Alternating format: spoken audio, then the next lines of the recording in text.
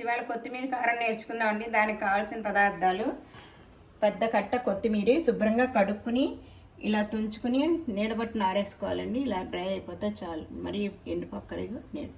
2 పచ్చిమిర్చి, దీనికి తగినంత సాల్ట్, 2 పచ్చిమిర్చి విరుచుకున్నవి, నిమ్మకాయ రసం 3 కాయలండి ఈ క్వాంటిటీకి, చిటికెడు పసుపు.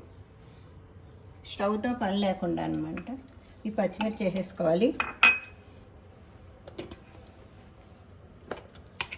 తగినంత సాల్ట్, 1 స్పూన్ పడుతుందండి. ఇది మిక్సీ చేసుకుందాం ముందు.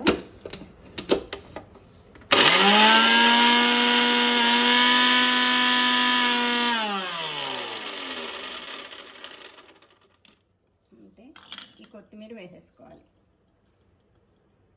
దీంట్లో వేసేసుకుంది.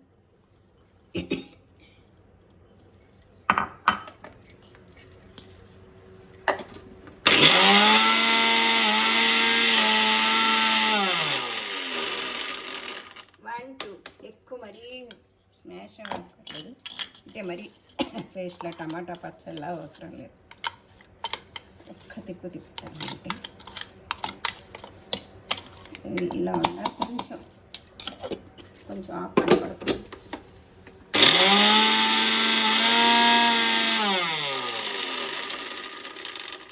అండి, స్విచ్ ఆఫ్ చేసేద్దాం. ఇప్పుడు ఈ బౌల్లోకి తీసేసుకుందాము.